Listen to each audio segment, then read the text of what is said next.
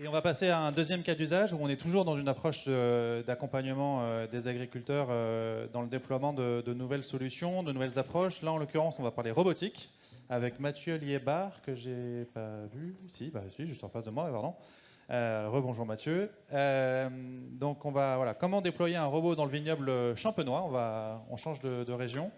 L'accent ne sera pas tout à fait le même, Non, probablement. Du coup, je rappelle peut-être que le comité Champagne, où vous travaillez en tant que chef de projet, et l'interprofession de la filière Champagne, elle a pour responsabilité de garantir l'intérêt des maisons de Champagne. 4 missions régaliennes, le terme est consacré pour cette interprofession qui est née en 1941. 1. Protection de l'appellation. 2. Régulation de celle-ci. 3. Promotion et développement technique en vigne et vin. Et 4. Environnement. J'ai tout bon? Ainsi que des missions de communication. Et voilà. C'est la 4e mission. C'est la 4e mission. Un petit retour d'expérience après 10 ans de déploiement de la robotique en Champagne. Alors c'est ça, on va juste prendre dans un premier temps un peu de hauteur, parce que finalement, là, sur la robotique, on va absolument pas regarder la machine. La machine ne m'intéresse pas. Elle est très intéressante, mais pour ce qu'on en fait là, elle est complètement sortie de son contexte, bien que ça reste une pierre angulaire. Les viticulteurs, sur leur petite planète viticulteur, sont confrontés à de nouveaux enjeux, tant au niveau de la sécurité, de la protection des opérateurs, de la réduction des produits phytosanitaires, de l'arrêt des herbicides. Ils ont des nouvelles contraintes techniques et réglementaires, et finalement, ils se retrouvent avec un portefeuille de solutions. Ils sont sollicités de toutes parts par les entreprises sur des OAD, sur des machines, sur des techniques, sur des alternatives, sur beaucoup de choses. Et finalement, la robotique n'est qu'un tout petit pan des solutions qui sont proposées, et celle-ci est pas forcément toujours applicable partout. C'est pas la solution miracle à tous les problèmes des viticulteurs champenois, mais d'autres viticulteurs aussi en France. Donc finalement, là, actuellement, sur la robotique, il y a 2 types de machines. Des machines qui vont travailler les sols et des machines qui vont effectuer des opérations de pulvérisation. À la réponse, quelle est la machine idéale? La réponse, elle est là. C'est un petit peu comme dans Le Petit Prince. La machine idéale, c'est surtout celle que vous avez imaginée. Une fois que vous l'avez en main, ça sera de toute façon une machine qui ne vous conviendra pas parce qu'elle aura des petits défauts, des petites interrogations d'utilisation, des petites choses qui vont pas forcément vous convenir totalement. Ce qu'il faut retenir sur ces machines-là, c'est qu'il y a des grosses machines pour remplacer des tracteurs et des petites machines qui viennent en complément de celles-ci. On ne va pas aller plus loin sur les machines, mais grosso modo, c'est l'environnement. Sur l'environnement, quand je suis viticulteur, je viens d'acheter ma machine idéale, ou du moins celle que je pensais idéale. Je ne me suis pas posé la question de est-ce que je peux l'utiliser. Et je pense que finalement, la clé d'entrée, c'est comment je caractérise mon parcellaire, comment je caractérise ma région, pour quelles machines et pour quels usages. Donc là, il y a un gros travail déjà à faire sur tout ce qui est praticabilité, accessibilité des parcelles. Donc là, vous avez une petite carte qui vous montre un travail qu'on est en train d'effectuer avec Alexandra, qui est ici présente dans la salle, et un partenaire extérieur, sur une caractérisation des 34 000 hectares de l'AOC Champagne sur des pentes et des dévers. Tout simplement parce que ce sont les plus grosses contraintes de mécanisation. Est-ce que ma machine est capable d'évoluer dans ma parcelle? Donc ça, c'est un premier point. La réponse oui, la réponse non. C'est une petite machine, c'est une grosse machine, elle a des roues, elle a des chenilles. Donc là, le choix doit s'orienter comme ça.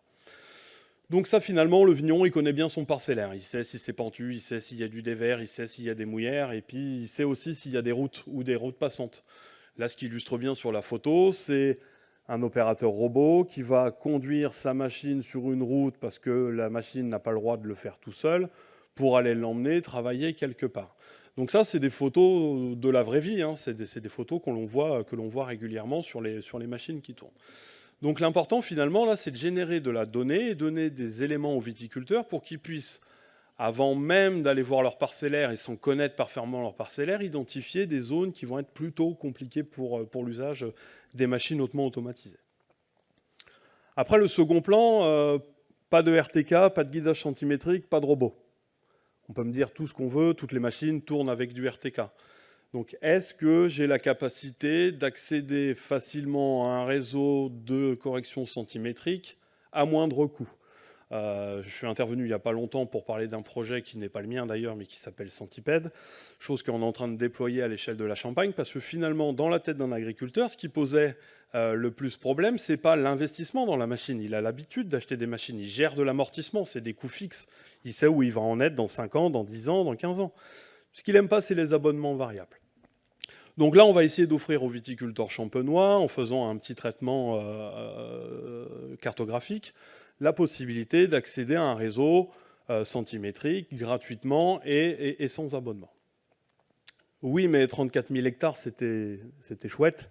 On a un petit problème. Le petit problème, c'est les zones blanches. Pas de 3G, pas de 4G, pas de RTK, pas de robots. Donc là, il y a un gros travail à faire avec les organismes de fourniture RTK, même s'il y a des solutions. Mais là encore, je retourne et je rétrofite. S'il n'y a pas de solutions qui sont facilement accessibles et assez peu coûteuses, il n'y a pas d'appropriation par l'agriculteur. Donc finalement, il n'y a pas de cas d'usage. Donc là, on est en train de travailler, et c'est un travail qui reste encore à faire avec différents opérateurs ou différentes solutions pour essayer d'aller cartographier assez finement. Donc là, on a la chance qu'ils se sont déjà bien occupés du sujet, pour aller identifier les zones dans lesquelles on a des vraies problématiques réseau, des vraies problématiques de fourniture de 4G. Donc, ça paraît gros comme ça, mais en Champagne, ça représente moins d'une centaine d'hectares, 34 100 hectares. Donc, est-ce qu'on n'est pas en train de pinailler pour une petite surface ? Bon, dans la logique de mon comité, c'est qu'il n'y a pas de petite surface. Que vous ayez 1 art ou 100 hectares ou 1000 hectares, vous êtes un vigneron. La rentabilité à l'hectare. C'est une filière effectivement qui est plutôt rentable. On va pas se le cacher, mais c'est pas parce qu'on est rentable qu'on ne doit pas faire des économies. L'autre point derrière ça, c'est ok, j'ai mon parcellaire, je peux mettre des robots, j'ai de la couverture RTK, mais bien le robot va falloir lui dire où il doit aller. Alors où il doit aller, il y a plusieurs formes pour gérer de l'arpentage, soit de l'arpentage au sol. La typicité du vignoble champenois, c'est plus de 300 000 parcelles. La parcelle moyenne, elle fait 10 arts. Elles ne sont pas forcément toujours plantées droites. Il y a des routes, il y a des chemins, il y a des petits bouts qui sont par-ci, des petits bouts par-là, des fausses routes. Donc un arpentage, chez nous, à l'hectare, c'est entre 5 et 6 heures à la main, aller faire tous les rangs, tous les piquets, et c'est extrêmement long. C'est un investissement. C'est entre 300 et 500 euros de l'hectare d'arpentage. Donc ça reste long et fastidieux. Donc là, on est en train de travailler avec une société qui est plutôt locale, qui s'appelle Vitissim, qui a un arpentage centimétrique par voie aérienne. On passe de 5 heures hectare à 5 minutes hectare. Moi, je trouve que c'est vachement plus pratique, déjà, parce que trouver des gens qui arpentent les vignes comme ça, c'est pas marrant. Et c'est surtout qu'au bout d'un moment, les points en termes de précision, bon, elles sont avec l'état de fatigue du bonhomme, plus ou moins précises. Les cartes de début de journée sont souvent meilleures que les cartes de fin de journée. Donc ces cartes-là, finalement, on les génère, mais elles doivent aussi être régulièrement mises à jour.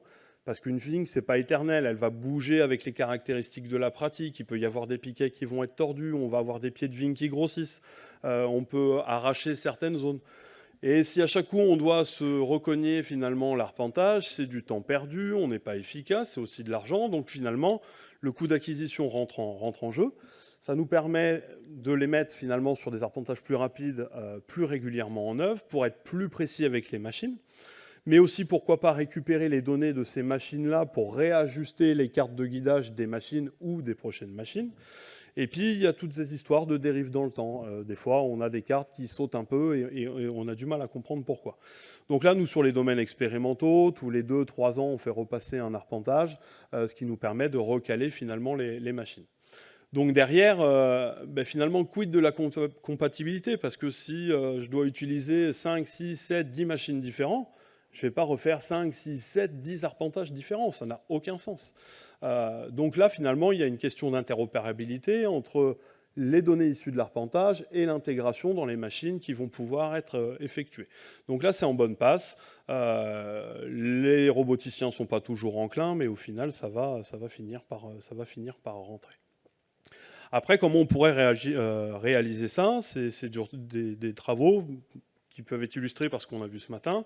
C'est est-ce qu'on n'est pas capable de générer de l'arpentage de précision avec des données issues de cartographie, satellite ou autre. Donc là, ça sera peut-être un point à explorer. Alors, sur des vignes à large écartement, finalement, la marge de manœuvre est beaucoup plus simple parce que 10, 15, 20 cm, c'est pas très gênant. Sur des vignes à 1 mètre d'écartement, avec des machines de 70 cm de large, 10, 15, 20 cm, finalement, vous n'êtes plus dans la ligne de guidage. Donc, il faudra voir si la précision donnée par ce type d'outil pourrait être intéressant. Mais clairement, ça doit être passionnant à essayer.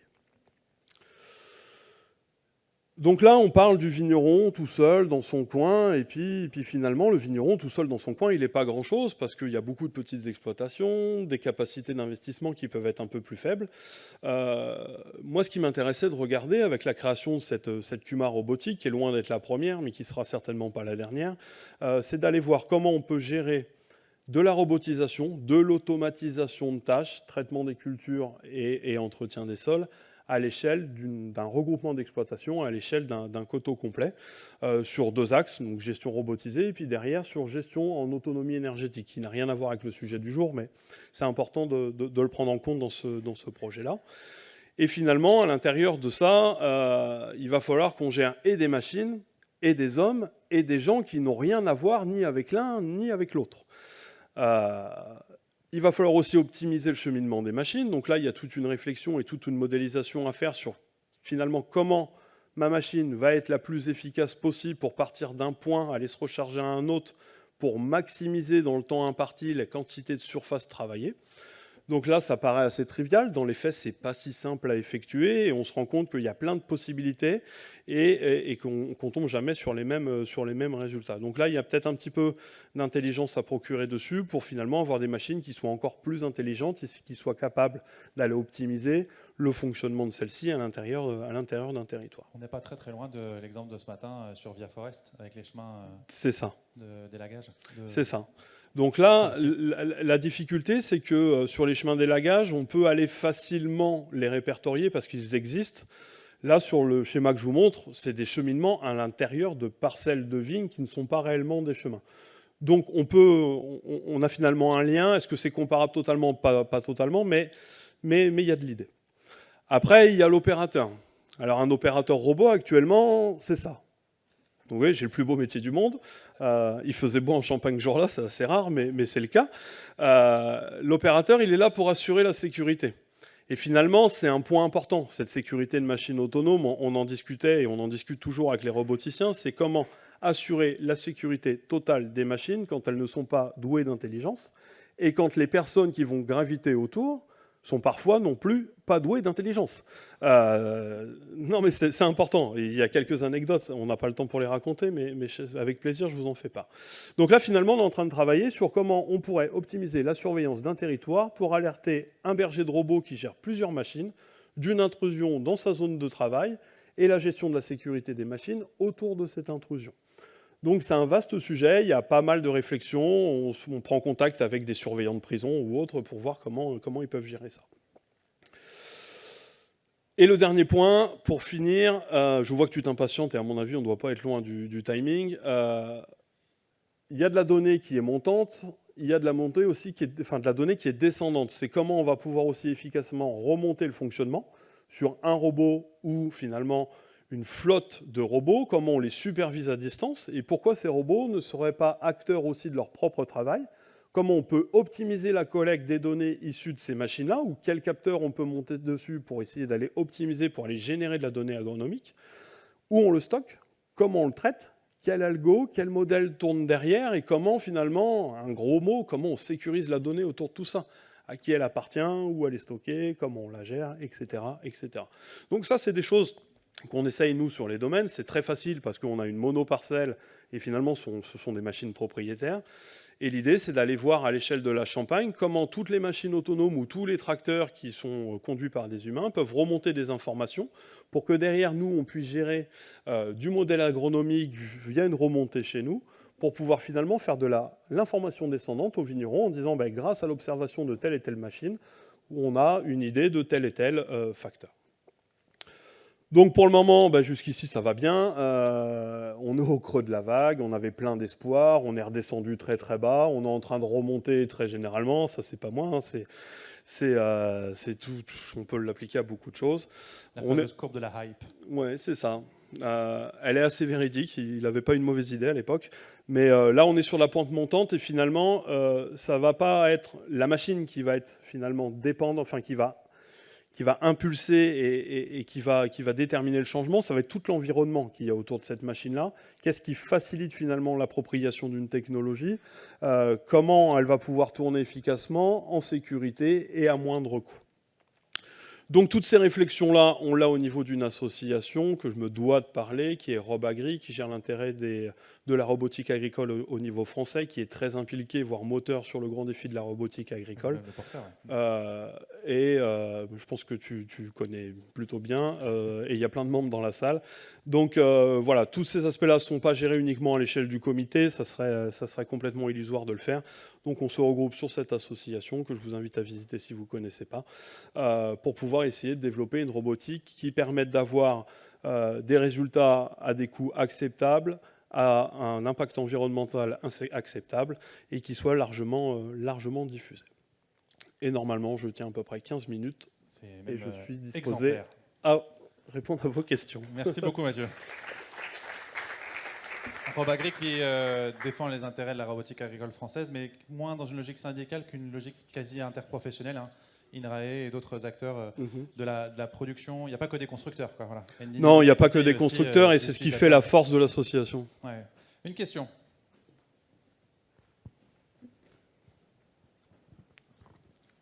Vous avez mentionné plusieurs axes d'amélioration pour la robotique, pour la récolte et la sécurisation des données. Selon vous, c'est quel axe qui est le plus pressant en ce moment dans la robotique, en tout cas amélioré, et comment est-ce qu'on peut arriver à une situation favorable? Alors, l'axe prioritaire, selon moi, c'est un axe prioritaire qui est général à l'agriculture. On peut le détacher complètement de la viticulture. C'est comment observer et influer sur la productivité et le maintien des rendements des cultures avec finalement un environnement qui va être climatique, bioclimatique, parasito, qui va être très changeant. Donc c'est être capable d'aller finement observer ce qu'est la plante, ce qu'elle est capable et comment on peut l'aider, qui va nous permettre finalement d'aller un petit peu plus loin dans nos capacités de production. Et si on est un petit peu plus rentable et un petit peu plus capable, on va être largement plus en mesure d'aller faire les derniers efforts que la société nous demande sur différentes réductions. Fertilisation, phytosanitaire sont les plus grands exemples. Et le lien avec la robotique plus spécifiquement ? Alors, le lien avec la robotique, finalement, la robotique n'est qu'un moyen. C'est qu'une machine, elle a juste pas de chauffeur ou un chauffeur déporté.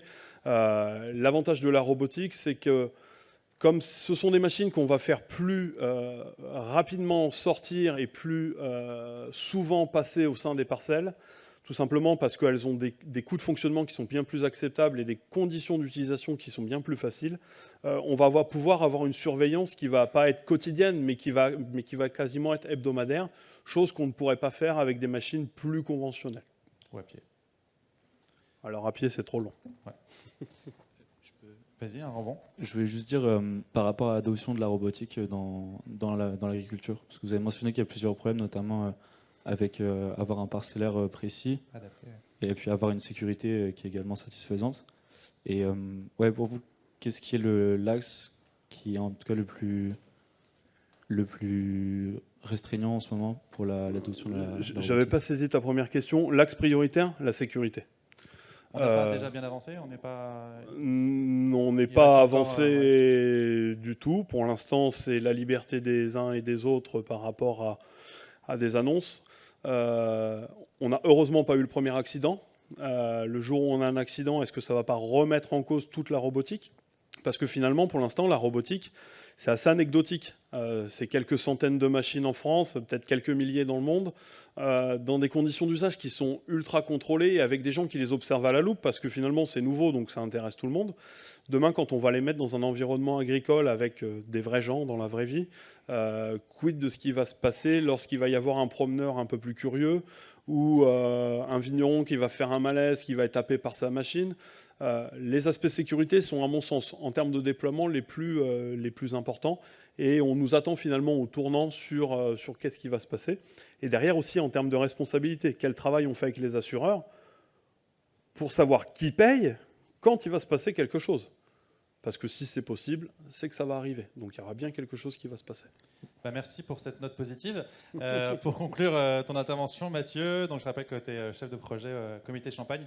Merci beaucoup. Merci.